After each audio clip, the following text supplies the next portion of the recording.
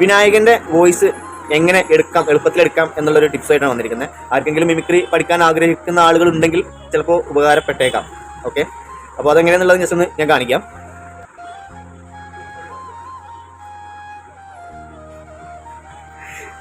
അല്ലല്ല ഇനി എന്നട്ടാ ഹാരിസാണ്, നീ ചവിട്ടേട്ടാ. ഇന്ന് അവര് തല്ലിയടാ, ഒരുപാട് ആളുണ്ട്. അവര് ചെറിയ ടീമല്ല, അവര് കിടില ടീമാണ്. നീ കിട്ടു വേടാ. അപ്പൊ ഇങ്ങനെ നമ്മൾ കരഞ്ഞിട്ട് നമ്മൾ ഫോണിൽ ചെയ്താൽ ഏകദേശം നമുക്ക് വിനായകന്റെ വോയിസ് എടുക്കാം.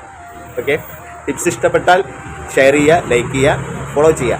ഓക്കെ, ജനാർദ്ദൻ ചേട്ടൻ്റെ വോയിസ് എങ്ങനെ എളുപ്പത്തിൽ എടുക്കാം എന്നുള്ളതിനെ കുറിച്ചാണ് പറയുന്നത്. അദ്ദേഹത്തിൻ്റെ വോയിസ് എല്ലാവർക്കും അറിയാം, ഭയങ്കര കട്ടി പിടിച്ച് ഉള്ളൊരു ഹാർഡായിട്ടുള്ളൊരു വോയിസാണ്.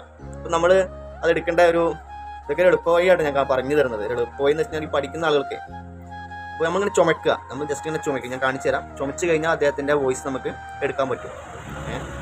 ഉദാഹരണം ഞാൻ കാണിക്കാം.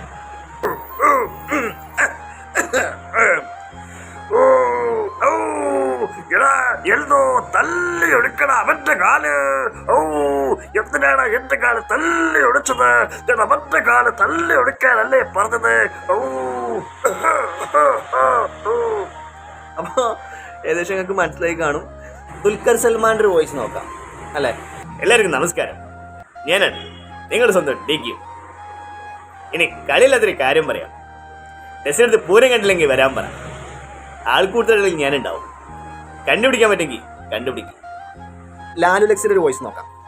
ലാലു ലക്സിൻ്റെ വോയിസ് എന്ന് പറയുമ്പോൾ എല്ലാവർക്കും അറിയാം. അദ്ദേഹം ഏതെങ്കിലും ഡയലോഗ് പറയുകയാണെങ്കിൽ അതിൽ തന്നെ ഇടയ്ക്ക് 2 വോയിസ് കടന്നു വരും. അത് ഒന്ന് എനിക്ക് തോന്നുന്നു നമ്മൾ കോട്ടുവാഴയൊക്കെ ഇടില്ലേ, കോട്ടുവാഴ നമ്മൾ എന്താ പറയുക ഓർക്കഷീനൊക്കെ ആയിട്ട് നമ്മൾ എന്നൊക്കെ പറയുന്നത് കോട്ടുവാഴ ഇടില്ലേ. അപ്പോൾ നമുക്ക് ഉണ്ടാകുന്നൊരു ശബ്ദം വേറെയാണല്ലോ, നമ്മൾ സംസാരിക്കുന്ന ശബ്ദം ആയിരിക്കില്ല. അപ്പോൾ അതിൽ വെച്ചിട്ട് നമുക്ക് ലാലു ലക്സിൻ്റെ ഒരു വോയിസ് നമുക്ക് എടുക്കാം. അതൊന്ന് ട്രൈ ചെയ്യണം, നോക്കാം. ഇങ്ങനെയാണ് നമ്മൾ കോട്ടുവാഴ ഇടുക. അപ്പോൾ നമ്മൾ അദ്ദേഹത്തിൻ്റെ ഏതെങ്കിലും ഒരു ഡയലോഗ് നമ്മൾ പറയുകയാണെങ്കിൽ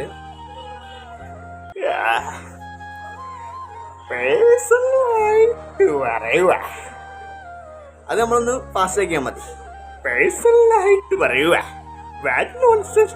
മിസ്റ്റർ പരേര താങ്കളൊന്ന് വേണ്ടത്തിരക്കാ വിളിച്ചു കൊള്ളുന്നേ. സൗബിൻ്റെ ഒരു വോയിസ് നമുക്ക് നോക്കാം. ഞാൻ പറയുന്ന എല്ലാ വോയിസും നിങ്ങൾ വോയിസ് മാത്രമായിട്ട് കേട്ട് നോക്കുക. അപ്പോൾ നിങ്ങൾക്ക് മനസ്സിലാവും എത്രത്തോളം ശരിയായിട്ടുണ്ട്, അതല്ലെങ്കിൽ ഇനി ശരിയാവാനുണ്ട് എന്നൊക്കെ നിങ്ങൾക്ക് മനസ്സിലാവും.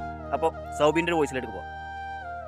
ബേബി ചേട്ടാ അവളെ കുറിച്ച് എനിക്ക് പറയാൻ പറ്റും. അവളത് കേട്ട മുഖത്ത് കാര്യത്തും ബേബി ചേട്ടാ ഇത്രയ്ക്ക് ചീപ്പാണോ? Artist baby juice juice juice കുമ്മട്ടിക്ക ജ്യൂസ് മമ്മൂട്ടിക്കാക്ക് ഇഷ്ടപ്പെട്ട കുമ്മട്ടിക്ക ജ്യൂസ്. അപ്പം എങ്ങനെ തൃപ്പൂണിത്തറയുടെ ഒരു വോയിസ് നോക്കാം. അദ്ദേഹത്തിൻ്റെ വോയിസ് എന്നൊക്കെ പറയുമ്പോൾ ചില ആളുകൾ പറഞ്ഞിട്ടുണ്ട് നമ്മൾ ഈ ജനറേറ്ററൊക്കെ സ്റ്റാർട്ട് ചെയ്ത് കഴിഞ്ഞാൽ ഉണ്ടാവുന്ന വോയിസ് ആണെന്നൊക്കെ. അതെന്തോ ആവട്ടെ, നമുക്ക് ആ വോയിസ് ഒന്ന് കേട്ടോക്കാം അല്ലേ.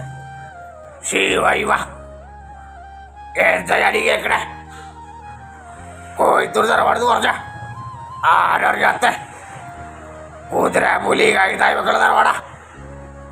അത് തന്നെ പറഞ്ഞ തറവാടിത്തം. ആക്ഷൻ ഹീറോ ബിജു എന്ന സിനിമയിൽ നമ്മയൊക്കെ ചിരിപ്പിച്ച കള്ളൻ കഥാപാത്രം ചെയ്ത എൻ്റെ ഫ്രണ്ടായ കോബ്ര രാജേഷ്, അദ്ദേഹത്തിൻ്റെ ഒരു വോയിസ് നോക്കാം. ഓവർ എത്രയോവരായി ഇപ്പൊ ആരാ വാറ്റ് ചെയ്യുന്ന? ശ്രീശാന്തിന്റെ കാര്യത്തിൽ വല്ല തീരുമാനമായോ? കോബ്ര ഇട കോബ്ര അല്ലടാ, കിങ് കോബ്ര. നിന്നെ കയറിടാ പോലീസിലെടുത്ത്. വിഷ്ണു ഉണ്ണികൃഷ്ണൻ, അദ്ദേഹത്തിന്റെ ഒരു വോയിസ് നോക്കാം. എന്റെ വാണിച്ചേട്ടാ, ധനു ചേട്ടായി, രജനി ചേട്ടായി, നിങ്ങളൊക്കെ കണ്ടിട്ടാട്ടോ ഞാൻ ഈ പണിക്ക് ഇറങ്ങിയേക്കണേ. കാത്തോളണേ. എടാ ദാസപ്പ, നമ്മളെ അമ്മയെ കുറിച്ച് അങ്ങനൊന്നും പറയല്ലടാ. അമ്മ ഇല്ലാണ്ടായ പിന്നെ അമ്മേന്ന് വിളിക്കാൻ കൊതിക്കുട്ടോ നീ. ടൊവിനോ തോമസ്, അദ്ദേഹത്തിന്റെ ഒരു വോയിസ് നോക്കാം. ഒരു ത്യാഗം ചെയ്യാൻ വേണ്ടി ഈ വീട്ടിലോട്ട് കയറി വന്ന ആളല്ല ഞാൻ. എന്തായാലും നിന്നെ മൊയ്തീനെ കെട്ടിച്ചൊടുക്കില്ലെന്ന് ഉറപ്പാ. എന്റെ കണ്ണു മുമ്പില് നീ ഇങ്ങനെ നിറങ്ങിക്കുന്ന കാണാൻ അതിനുള്ള മനസ്സാക്ഷി എനിക്കില്ല കാഞ്ചന എന്ന് നിന്റെ മൊയ്തീൻ എന്ന സിനിമയിൽ നമ്മുടെ പാർവതി ചേച്ചി നല്ലൊരു തേപ്പാണ് കൊടുത്തിട്ടുള്ളത്. ആ ഒരു തേപ്പ് നമുക്ക് കേട്ടോക്കാം. അപ്പോട്ടെ എന്റെ സ്റ്റേക്കിനെ കാട്ടില് 1000 മടങ്ങ് ഞാൻ എന്റെ മൊയ്തീന്റെ സ്റ്റേക്കിനുണ്ട്. അതിനേക്കാൾ 10,000 മടങ്ങ് മൊയ്തീന്റെ എന്റെ സ്റ്റേക്കിനുണ്ട്. അപ്പോട്ടെ എന്റെ കഴുത്തിൽ താലി കെട്ടാണെങ്കിൽ അതിന്റെ ശവത്തിലായിരിക്കും. അപ്പോട്ടാ പറ. ഇന്ദ്രജിത്ത്, അദ്ദേഹത്തിന്റെ ഒരു ഡയലോഗ് നോക്കാം. നീയാണല്ലേ മാധവൻ? വെറും മാധവനല്ല, തനിക്കെന്തോ വട്ടപ്പേരുണ്ടല്ലോ. മീശ മാധവൻ. താൻ ആ മീശ ഒന്ന് പിരിച്ച് കാണട്ടെ. കൊള്ളാം, സ്റ്റൈലൊക്കെ ഉണ്ട്. നാളെ വരുമ്പോ മോനെ ആ മീശ എങ്ങും പഠിച്ചേക്കണം. മനസ്സിലായടാ? Pure clean shave. മീര ജാസ്മിൻ്റെ വോയിസ് നോക്കാം. ഈ ഡയലോഗ് ഏത് സിനിമയിലാണെന്ന് അറിയുന്നവർ കമൻ്റ് അറിയിക്കുക. അല്ലെങ്കിൽ ജീവിതത്തിൽ ഏറ്റവും വലുത് കാശാ.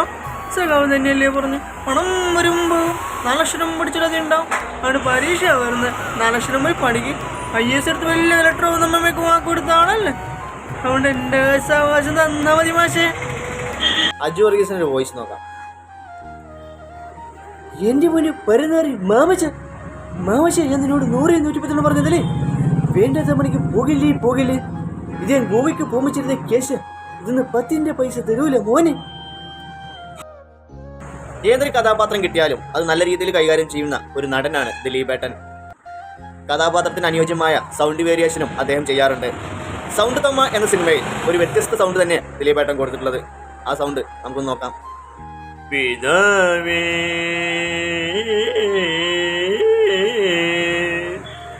പിതാവേ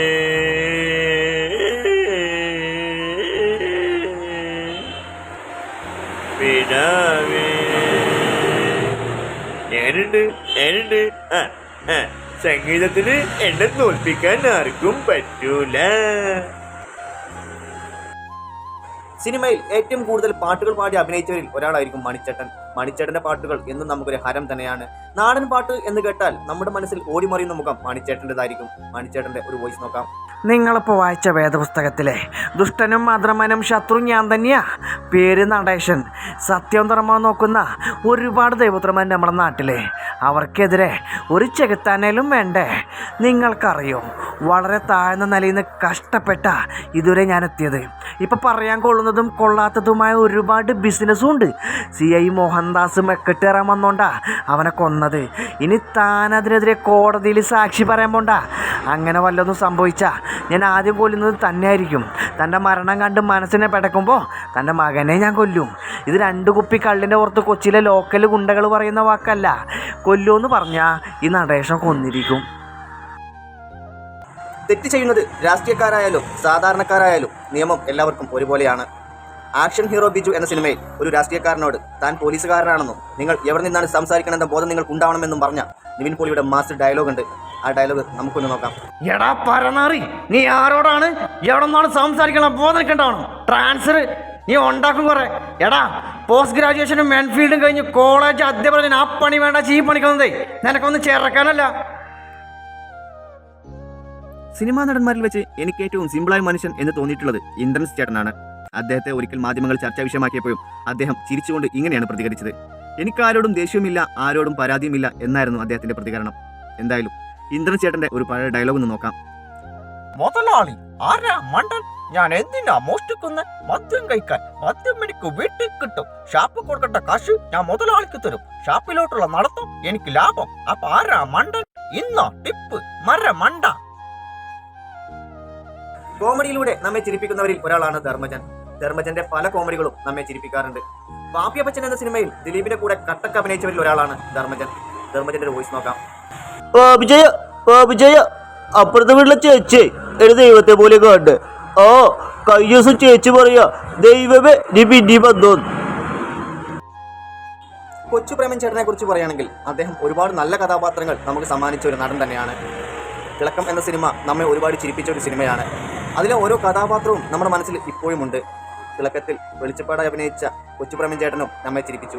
എന്തായാലും കൊച്ചു പ്രേമൻ ചേട്ടന്റെ ഒരു വോയിസ് നോക്കാം. പാട്ടിയുണ്ട് സൂക്ഷിക്കുവാത്ത ബോർഡ് വെക്കുന്നത് പോലെ, കുട്ടിയുണ്ട് സൂക്ഷിക്കുവാത്ത ബോർഡ് വെക്കുന്നത് നന്നായിരിക്കും എന്ന് ഞാനങ്ങോട്ടെ.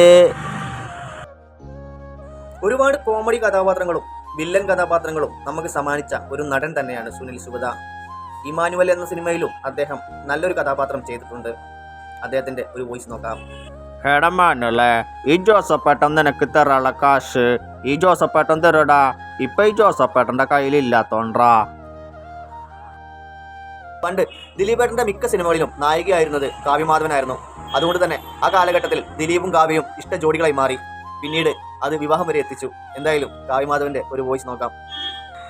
എല്ലാവർക്കും നമസ്കാരം. ഞാനാണ് നിങ്ങളെ സ്വന്തം കാവ്യയാണ് സംസാരിക്കുന്നത്. എല്ലാവരും എൻ്റെ ഗദ്ദാമ എന്ന് പറഞ്ഞ സിനിമ പോയി കാണണം. എല്ലാവർക്കും നന്ദിയുണ്ട്, നമസ്കാരമുണ്ട്. കമൽ സാറിൻ്റെ അസിസ്റ്റൻ്റായി ഡയറക്ഷൻ മേഖലയിലേക്ക് വന്നു. പിന്നീട് ഒരുപാട് നല്ല സിനിമകൾ നമുക്ക് തരുകയും ചെയ്തു. അദ്ദേഹത്തിൻ്റെ പേരാണ് ലാൽ ജോസ്. ലാൽ ജോസ് സാറിൻ്റെ ഒരു വോയിസ് അനുകരിക്കാൻ ശ്രമിക്കുകയാണ്, നോക്കാം.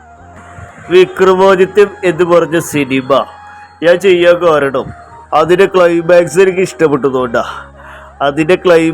ഇഷ്ടപ്പെട്ടതുകൊണ്ട് മാത്രമാണ് വിക്രമാദിത്യം എന്ന് പറഞ്ഞ സിനിമ ഞാൻ ചെയ്യാൻ കാരണം. അച്യുതാനന്ദൻ്റെ ബോഡി ലാംഗ്വേജ് വെച്ച് നമുക്ക് കൊച്ചിൻ ഹനീഫാൻ്റെ വോയിസ് എടുക്കാൻ പറ്റും. അതായത് ഏകദേശം ഈ ഒരു പൊസിഷനിൽ നമ്മൾ കൊച്ചിൻ ഹനീഫാൻ്റെ ഏതെങ്കിലും ഡയലോഗ് പറയുകയാണെങ്കിൽ ഒരു പക്ഷേ അത് കറക്റ്റ് ആവും. ഒന്ന് ട്രൈ ചെയ്യാം.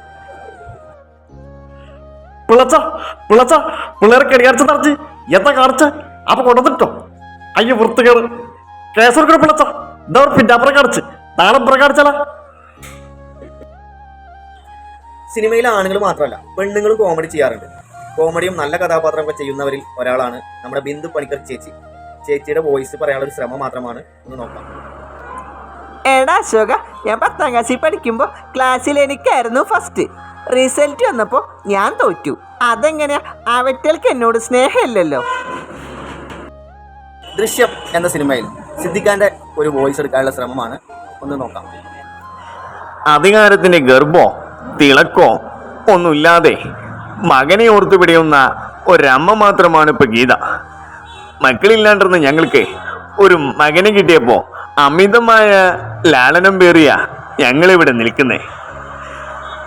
അമേരിക്കയിലുള്ള ഞങ്ങളുടെ സഹോദരങ്ങളുടെ അടുത്തേക്ക് പോകുന്നതിന് മുമ്പ് വരുണ് എന്താണ് സംഭവിച്ചേ എന്നറിഞ്ഞിരിക്കണമെന്ന് തോന്നി.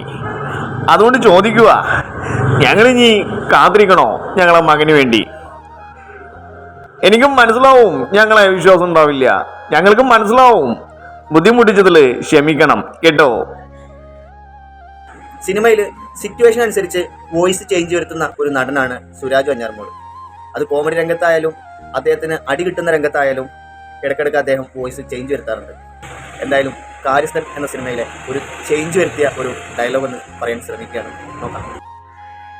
എടക്കുട്ട, ഞാൻ കൂടി നിർത്തി. അതോടെ വൃത്തികെട്ട സംസാരം എൻ്റെ നക്കിന്ന് പോയി.